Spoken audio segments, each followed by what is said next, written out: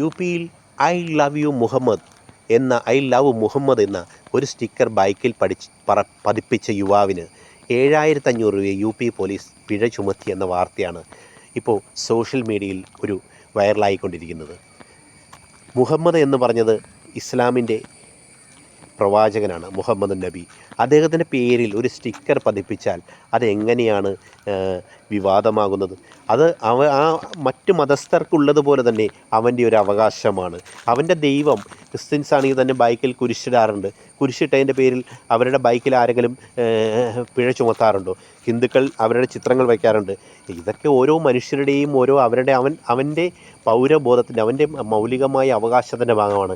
ഏത് മതത്തിൽ വിശ്വസിക്കാനും ഏത് മതേതരമായ ആചാരങ്ങൾ പിന്തുടരാനും ഏതൊരു വ്യക്തിക്കും അവകാശമുണ്ട്. അത് ഈ രാജ്യത്തെ ഭരണഘടന അവന് നൽകുന്ന അവകാശമാണ്.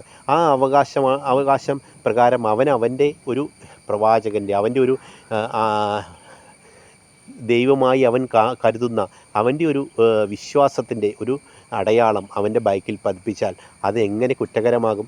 ഈ നാട്ടിലെ ഓരോ വ്യക്തിക്കും അത് അവൻ്റെ ഈശ്വരൻ്റെ, അവൻ വിശ്വസിക്കുന്ന ഒരു സങ്കല്പത്തിൻ്റെ ചിത്രമോ അല്ലെങ്കിൽ അതുമായി ബന്ധപ്പെട്ട എന്തോ അവൻ്റെ യാത്രയിൽ അവന് സുരക്ഷിതമാണെന്ന് കരുതാവുന്ന വിധത്തിൽ ഒന്ന് ചിത്രം വച്ചാൽ അതൊരു തെറ്റാണ് എന്ന് ചിന്തിക്കുന്ന അത്ര ഒരു ദരിദ്രമായ വീക്ഷണങ്ങളുള്ള ഒരു സമൂഹമാണോ നമുക്ക് മുന്നിലുള്ളത്?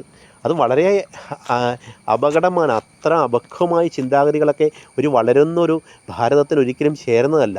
ആ ചിന്താഗതികളാണ് ഓരോ മനുഷ്യനും മാറ്റേണ്ടത്. കാരണം എല്ലാവർക്കും സ്വാതന്ത്ര്യമുണ്ട്. ഏത് മതത്തിനും മൗലികമായൊരു സ്വാതന്ത്ര്യം ഈ രാജ്യം വിഭാവന ചെയ്യുന്നുണ്ട്.